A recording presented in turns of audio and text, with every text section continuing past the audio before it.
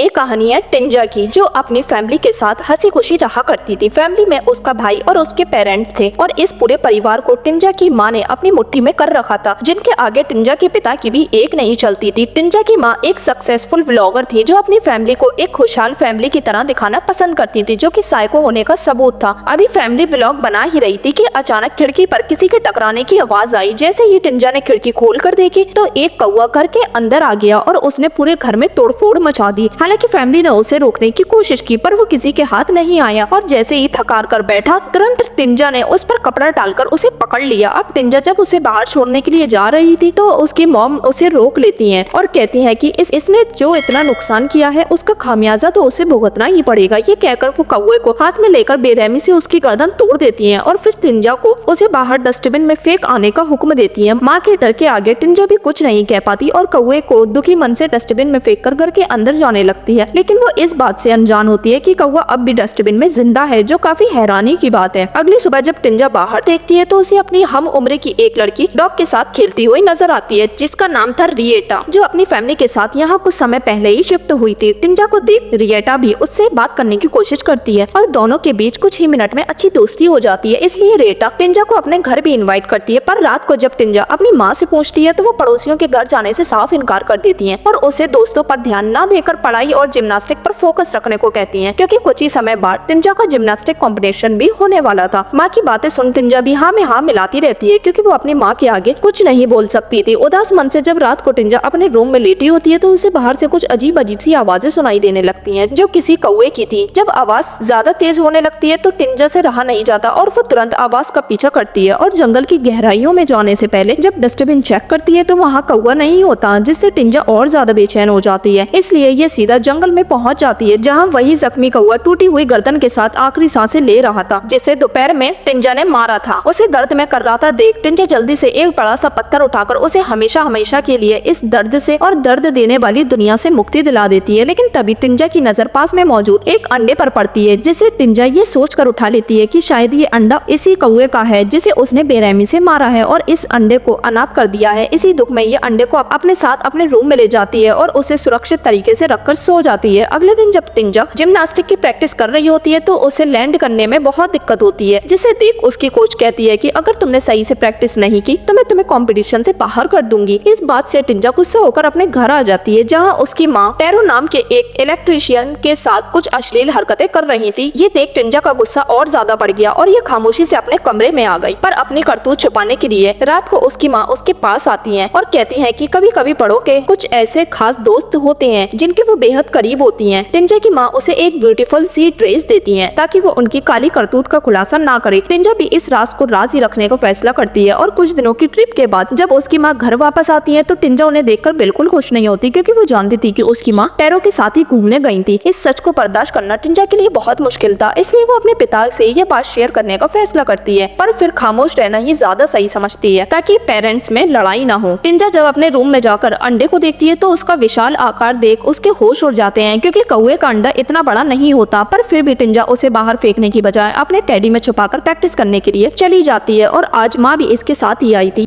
ये जब रिएटा को शानदार परफॉर्म करते हुए देखती हैं तो उन्हें बिल्कुल अच्छा नहीं लगता, क्योंकि कंपटीशन के लिए सिर्फ एक सीट ही खाली थी जो रिएटा के नाम हो सकती थी, क्योंकि टिंजा की परफॉर्मेंस कुछ खास नहीं थी। यही सोचकर टिंजा की माँ उसे कई घंटों तक प्रैक्टिस करवाती है ताकि वो रिएटा से अच्छा परफॉर्म कर उनका नाम रोशन कर सके और फिर वो व्लॉग में अपनी बेटी को एज अ विनर दिखा सके। ये टिंजा से इतनी प्रैक्टिस करवाती है कि उसके हाथ में भी छाले पड़ जाते हैं, पर फिर भी माँ को उस पर तरस नहीं आता और वो लगातार उससे प्रैक्टिस करवाती रहती है। खैर रात को माँ और टिंजा जब साथ में व्लॉग देख रहे होते हैं तो माँ टिंजा से कहती है कि maybe I am in love with tarot, इसलिए मैं नेक्स्ट वीक भी उसके साथ घूमने जा रही हूँ। अपनी माँ का ये घिनौना रूप देख टिंजा को काफी हर्ट होता है और वो कमरे में आकर अंडे पर सर रखकर जोर जोर से रोने लगती है और अचानक अंडा उसके आंसू एब्जॉर्ब करने लगता है और फिर इसका चटकना शुरू हो जाता है। जैसे ही इसमें से एक डरावना हाथ निकला, टिंजा डर कर कबर्ड में जाकर छुप गई और यहीं से उसने अंडे में से एक क्रेचर को निकलते हुए देखा, जो इंसान और पक्षी दोनों का मिक्सचर लुक था। इस क्रेचर ने जैसे ही कबर्ड के पास आकर टिंजा को देखा। डर की वजह से टिंजा की चीख निकल गई, जिसे सुन जैसे ही टिंजा के फादर कमरे में आए वैसे ही क्रेचर खिड़की का शीशा तोड़कर बाहर निकल गया और टिंजा ये सोचकर रिलैक्स हो गई कि अब वो उसके पास वापस नहीं आएगा। लेकिन उसकी ये गलतफहमी जल्द ही दूर हो गई और क्रेचर वापस उसके पास आ गया, जिसे देख टिंजा बहुत ज्यादा डरने लगी। लेकिन इसका ये डर तब छूमंतर हो गया जब उसने क्रेचर का हाथ जख्मी देखा तो तुरंत उसके हाथ से कांच निकालकर उसकी मरहम पट्टी की और दोनों के बीच एक बॉन्ड बन गया। और ये क्रेचर तो टिंजा को अपनी माँ ही मान रहा था, क्योंकि टिंजा ने उसकी देखभाल की थी। अब टिंजा भी एक माँ की तरह ही क्रेचर को नहला धुलाकर उसे लोरी गाकर सुलाती है। दोनों जब गहरी नींद में सो रहे थे तभी आधी रात रेटा के कुत्ते ने जोर जोर से भौंकना शुरू कर दिया, जिससे टिंजा सही से नहीं सो पा रही थी। टिंजा को परेशान देख क्रेचर ने तुरंत रेटा के कुत्ते को मारकर उसे टिंजा के पास लाकर रख दिया और खुद उसके ऊपर बैठ गया। टिंजा ने जब कुत्ते की दर्दनाक हालत देखी तो उसे वॉमिट हो गई और क्रेचर ने इसी वॉमिट को खाना शुरू कर दिया, क्योंकि पक्षी की माँ अक्सर बच्चों को मुंह से निकाल कर ही खाना खिलाती है, इसलिए क्रेचर ने भी उसकी वॉमिट खा ली। अगली सुबह जब टिंजा कुत्ते की डेड बॉडी को गार्डन में दफना रही थी तो उसके भाई मैटियस ने उसे ऐसा करते हुए देख लिया और बहन को डांट लगवाने के लिए अपने फादर को टिंजा के रूम में ले गया, जहाँ टिंजा क्रेचर के साथ बैठ के नीचे लेटी थी। इससे पहले कि पिता उससे कुछ पूछ पाते इतने में उनकी नजर बेडशीट पर लगे खून पर पड़ गई, जिसे देख उन्हें लगा कि शायद टिंजा पहली बार पीरियड से हुई है, इसलिए वो चुपचाप वहाँ से चले गए। अगली सुबह जब टिंजा अपने क्रेचर के लिए पक्षियों का खाना लेने गई तो वहाँ उसे रेटा मिल गई, जिसके साथ घर आते वक्त दोनों ने खूब एंजॉय किया। इस बीच रेटा ने अपने डॉग के मिसिंग पोस्टर भी चिपकाए, लेकिन अब भी टिंजा ने डॉक्टर की मौत के बारे में उसे कुछ नहीं बताया। कुछ देर बाद जब टिंजा अपने घर जाती है तो उसका भाई कुत्ते की डेड बॉडी जो उसने गार्डन से खोद कर निकाली थी उसे लेकर फैमिली के पास आ जाता है और बताता है कि रेटा के इस डॉग को टिंजा ने ही मारा है। लेकिन फैमिली ने उसकी बात पर यकीन नहीं किया और गुस्से में मैटियस टिंजा को धक्का देकर रूम में आ गया और जैसे ही बेड के नीचे झांक कर देखा तो अचानक क्रेचर ने उस पर अटैक करने की कोशिश की, जबकि दूसरी तरफ टिंजा भी क्रेचर से जुड़ा महसूस होने की वजह से उसी की तरह हरकतें कर रही थी। लेकिन जब होश में आई तो जल्दी से कमरे में जाकर क्रेचर को डांटने लगी कि वो आगे से उसकी फैमिली मेंबर्स को कोई नुकसान न पहुंचाए। इतने में उसकी माँ भी यहाँ आ गई, क्योंकि इन्होंने टिंजा को किसी से बात करते हुए देखा था। लेकिन किससे, यही जानने के लिए माँ ने बेड से लेकर अलमारी तक को खंगाल डाला, लेकिन क्रेचर कहीं नजर नहीं आया। पर तभी माँ के हाथ वो ड्रेस लगी जिसे उन्होंने गिफ्ट किया था और इस वक्त ये ड्रेस काफी फटी हुई हालत में थी, जिसे देख माँ को बहुत गुस्सा आया और उन्होंने टिंजा को खूब खरीखोटी सुनाई और इससे टिंजा भी काफी दुखी हो गई और उसने पेट भर कर क्रेचर को भी भला बुरा कहा और सजा के तौर पर उसे अलमारी में ही बंद कर दिया। पर थोड़ी देर बाद एक माँ की तरह बच्चे की फिक्र करते हुए उसने अलमारी खोल दी और उसे पक्षियों का खाना चबा चबा कर एक बर्ड मदर की तरह खिलाया और उसे एक नाम भी दिया, एली। रात के वक्त एली टिंजा की माँ के पास जाकर उसे टच करने लगी और जब उनकी आँख खुली तो उनके शरीर पर एली के हाथों के निशान के साथ चिपचिपा लिक्विड भी था और घर का दरवाजा भी खुला हुआ था। ये देख माँ को चोरों की मौजूदगी का शक हुआ और ये तुरंत चाकू लेकर बाहर की तरफ जाने लगी। पर तभी मैटियस डरा सहमा उनके पास आया और बताया कि टिंजा एक मॉन्स्टर बन गई है। लेकिन माँ ने उसकी बात पर यकीन नहीं किया, क्योंकि उन्हें लग रहा था कि शायद मैटियस ने कोई बुरा सपना देखा होगा। अगले दिन हम टिंजा को क्रेचर के साथ देखते हैं, जिसके बाल अब काफी बड़े हो गए थे, इसलिए एक माँ की तरह टिंजा ने उसका हेयर स्टाइल बनाया और फिर जिम्नास्टिक की प्रैक्टिस के लिए अपनी माँ के साथ निकल गई। माँ ने जब देखा कि अब भी रेटा टिंजा से अच्छा परफॉर्म कर रही है तो माँ ने टिंजा को बातों ही बातों में तंज कसते हुए कहा, अगर हारना नहीं है तो रेटा से ज्यादा मेहनत करो, वरना रेटा तुम्हें पीछे छोड़ देगी। ये सुन टिंजा के मन में भी रेटा के लिए नफरत पैदा हो गई। अब क्योंकि टिंजा एली से जुड़ी हुई थी इसलिए इस जेलस फीलिंग को एली ने भी फील कर लिया और रात में जब रेटा सुनसान सड़क से अकेले जा रही थी तो तभी मौका पाकर एली ने उस पर हमला कर दिया और इधर टिंजा ने भी उसकी हर हरकत को महसूस किया। जल्दी से टिंजा ने जब रूम में जाकर एली को चेक किया तो वो वहाँ नहीं थी, बल्कि उसकी चोंच यहाँ रखी हुई थी, क्योंकि एली ने अब इंसानी रूप ले लिया था। अगली सुबह टिंजा की माँ टिंजा से टैरो के घर चलने को कहती है, वो भी टिंजा के फादर के सामने। और यहाँ एक चौंका देने वाला खुलासा होता है कि टिंजा की फादर शुरुआत से ही टैरो और अपनी वाइफ के अफेयर के बारे में जानते हैं, पर चुप इसलिए हैं ताकि घर बना रहे। लेकिन ये बात टिंजा को अच्छी नहीं लगती, पर फिर वो माँ के कहने पर टैरो के घर जाकर उससे मिलती है और यहाँ इसे पता चलता है कि टैरो की वाइफ मर गई है और उसकी एक छोटी बेटी है जिसे उसकी माँ बहुत ज्यादा लाड प्यार करती है। और ये देख टिंजा को काफी जेलस फील होता है, क्योंकि आज तक उन्होंने टिंजा को इतना प्यार नहीं किया था। खैर रात में जब टिंजा रूम में होती है तो यहाँ एली भी आ जाती है और दोनों एक ही बेड पर सोती हैं। अगली सुबह जब सब ब्रेकफास्ट कर रहे होते हैं तो माँ बेटी का रिश्ता देख टैरो समझ जाता है कि टिंजा की माँ टिंजा से ज्यादा फ्रेंडली नहीं है, इसलिए वो खुद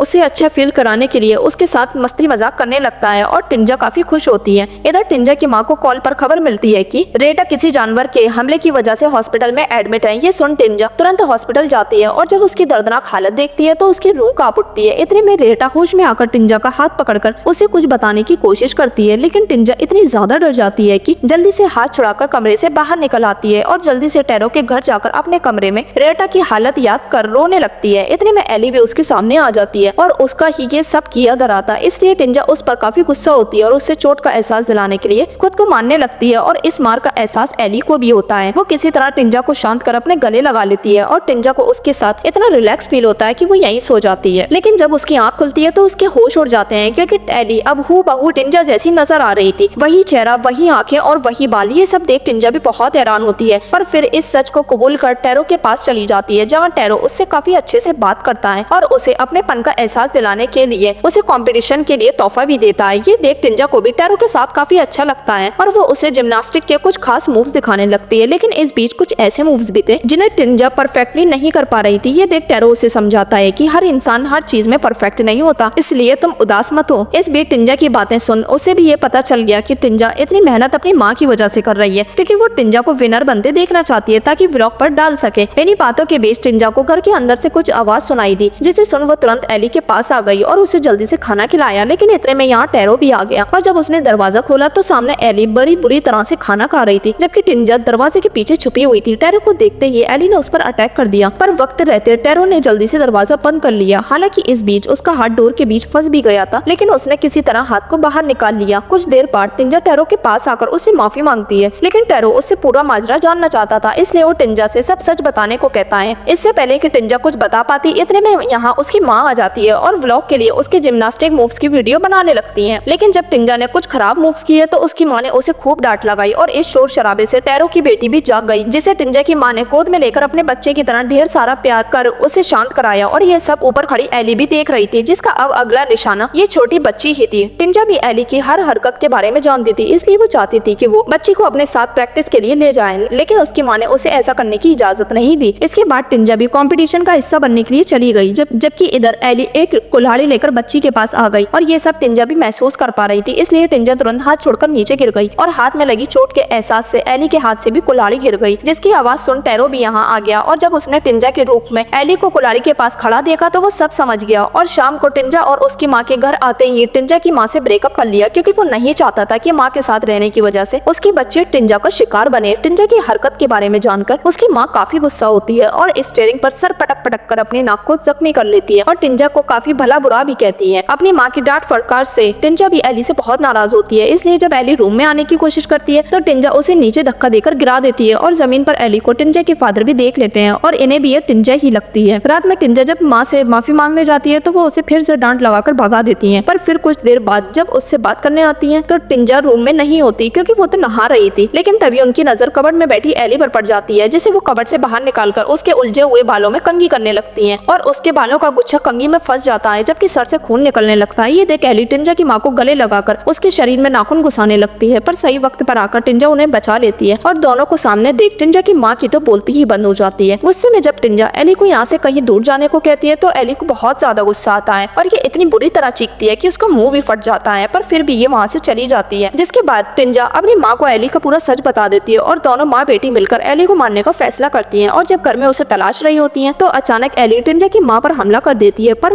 माँ भी उसके पैर पर वार कर उसे लहूलुहान करके ही मानती है। और जैसे ही एली को मारने वाली होती है तो टिंजा उन्हें रोक देती है, क्योंकि वो एली को अपनी बच्ची की तरह मानती थी, पर माँ उसकी एक नहीं सुनती और जैसे ही एली पर हमला करती है तो टिंजा के बीच में आने से ये चाकू उसे ही लग जाता है और टिंजा की यहीं डेथ हो जाती है। जबकि टिंजा के मुंह से निकला खून जैसे ही एली के मुंह में गया उसके सारे जख्म हील हो गए और वो बिल्कुल टिंजा की तरह दिखने लगी। और फिर उसने जब टिंजा की माँ को माँ कहकर पुकारा तो वो भी उसकी तरफ अट्रैक्ट हो गई, क्योंकि उन्हें भी व्लॉग में अपनी हैप्पी फैमिली को दिखाने के लिए टिंजा की जरूरत थी, जिसकी जगह अब एली ने ले ली थी। और इसी के साथ ये मूवी यहीं खत्म हो गई।